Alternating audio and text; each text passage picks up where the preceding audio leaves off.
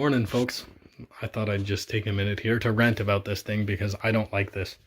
Now, for those of you who know me, you probably know that I'm not a big fan of Korean appliances. I think they're all bark and no bite.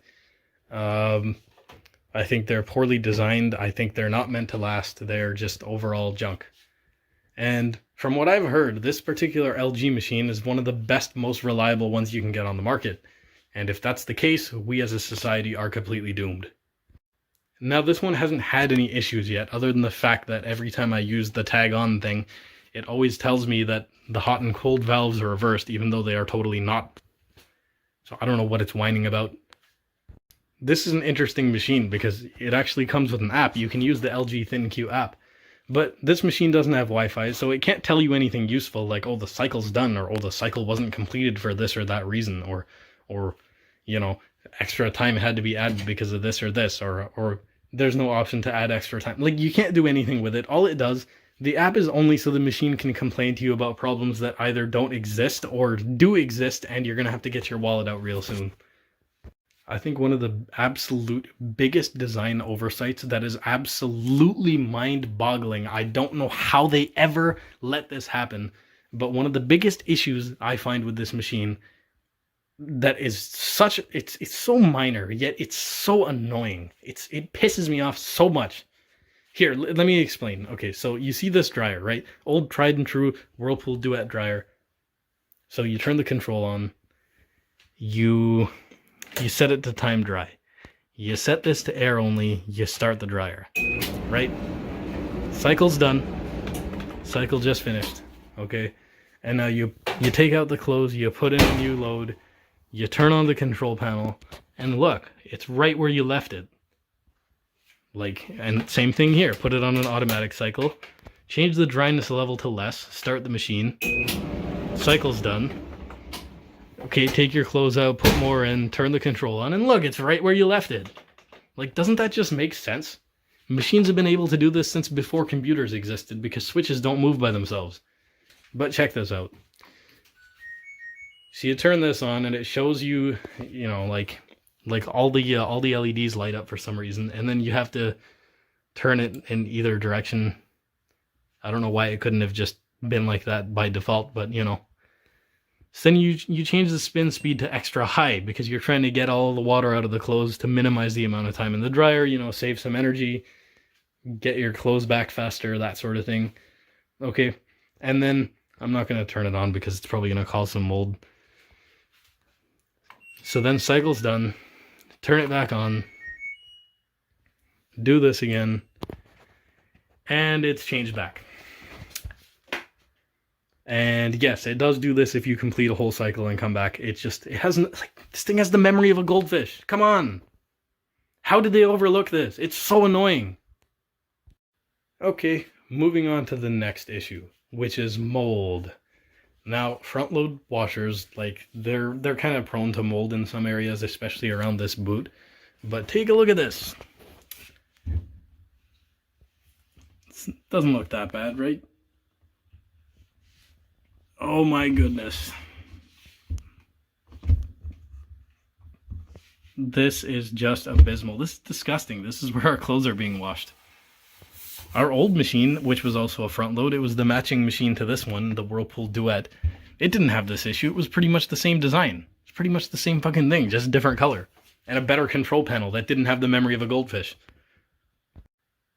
So then why, despite this being like over a decade and a half newer, does this have more mold issues than the old one? Oh, and the mold doesn't end there too. Inside the dispenser. Now, to be fair, the Whirlpool Duet had mold issues in the dispenser too, but it took over a decade for it to get this bad.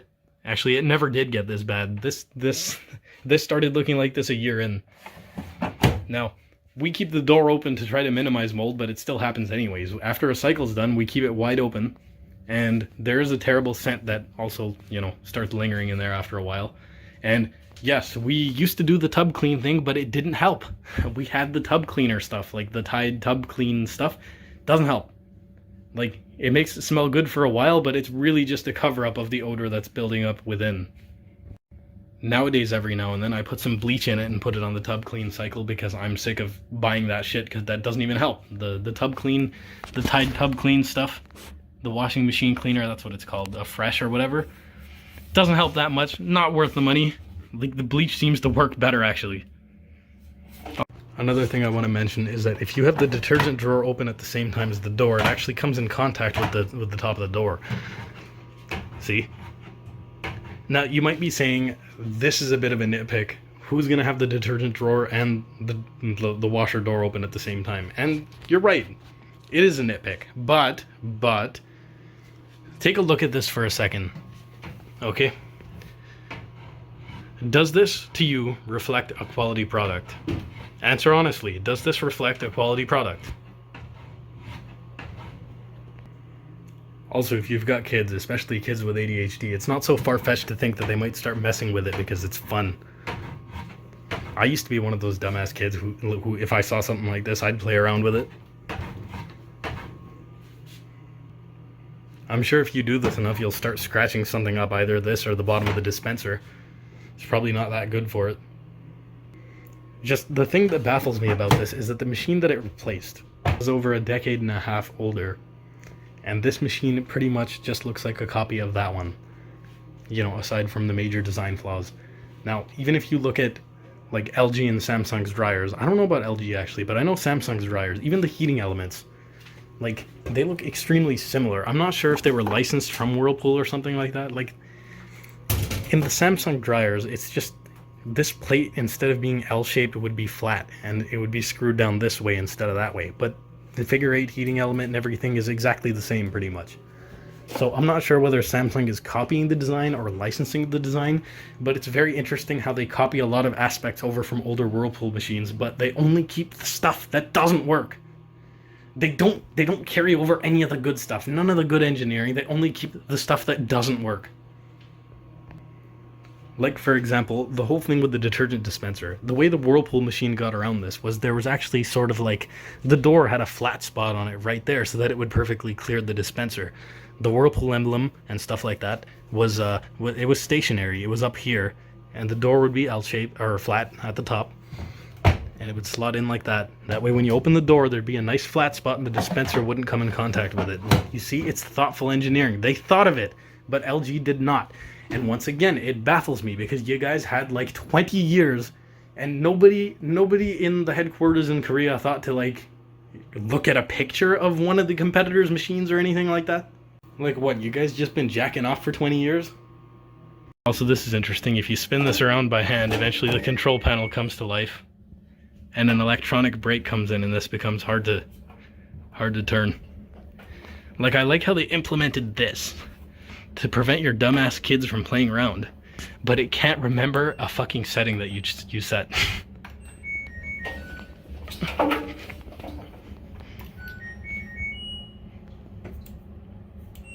Yep. I'm so disappointed. Here's another thing that I find interesting. At the store, the guy who was trying to sell this to us, the salesperson, was like, oh, this machine has the turbo wash feature. Turbo wash! So what exactly is turbo wash, you may be asking? So let's go ahead and set this. And set her fucking spin speed back to extra high for the 90th fucking time. And then, turbo wash. Actually, I don't know if you'll be able to see it here. Okay, so I've decided I don't really feel like demonstrating the turbo wash thing, but just believe me when I say all it does is when you turn it on, it just cuts like 15-20 minutes off the time, and that's it. It doesn't do anything, it doesn't modify the cycle times, it doesn't make the drum spin any faster, it doesn't turn on a heating element, it doesn't scrub the clothes harder, it doesn't do anything. It just cuts like 15 minutes off. And that's this machine's biggest, most advertised gimmick. That and the steam thing that nobody uses because there's no point. One thing that really confused me when I first got this machine is you'll notice that there's no drain and spin cycle. Our old machine had a drain and spin cycle somewhere on the dial, but this doesn't. So I was wondering, does it even have the ability to do so? If you look over here, there's nothing that indicates that it has the ability to do it. Now, the actual reason why this doesn't default to this setting is because these, well, not these, but this, the spin speed button, is actually the drain and spin cycle button, and the way you activate it is you start the machine, don't touch the dial, and then push the spin speed button. And would you look at that? It defaulted to... So that's your spin speed. That's how you activate that cycle. And you never would have known that unless you read a book or messed around with it. So, great job, LG. Now let's get into the fit and finish of the machine. Now, as you can see, I kind of use these machines as workbenches, which I really shouldn't be doing, but whatever. And this is the dryer. As you can see, it's not in the greatest shape. It is like, it's almost 20 years old. It's 19 years old. But, you know, it's not too bad, especially going more like towards the backside here. It's a really strong enamel coating that they used or something like that. Now, if we look over here, this machine has been here for a much shorter period of time than this, and the surface of this looks absolutely destroyed already, because a simple act of just dragging a coin across it a little bit too hard will leave a scratch on it. The paint is it's really thin, and it has like no durability whatsoever. It's just terrible. Like, this is held up much better despite the age. Yes, there's some big gouges and stuff, but that's, I mean, something small will create a big gouge on this one. That was probably a hammer being dragged across this that did that. The one thing I'll commend LG for is installing a pump access.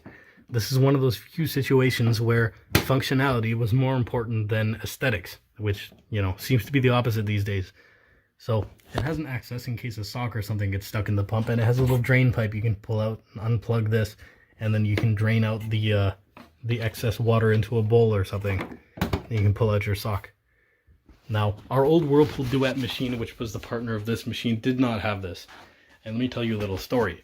Once upon a time, the machine stopped draining, and we didn't know what it was. So we called a repairman, and the repairman said, well, the carbon brushes are bad in your motor.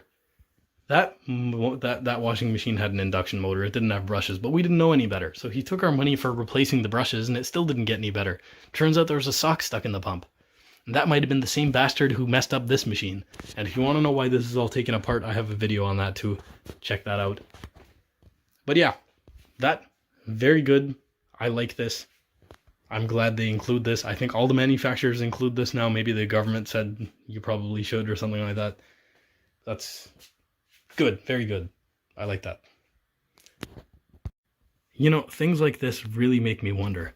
Is this 10-year warranty on the motor or is it on the inverter? Because it says inverter direct drive motor, but that's kind of a general term. The motor and the inverter are two separate things. At least I'm pretty sure they are. Now, I'm pretty sure the inverter will fail long before the motor is, so this warranty might be for the motor so that they can get that loophole on you. That's just the kind of thing they would do. Thanks for watching and have some fun under the stainless steel sun. Shut up. And fuck you. Ugh!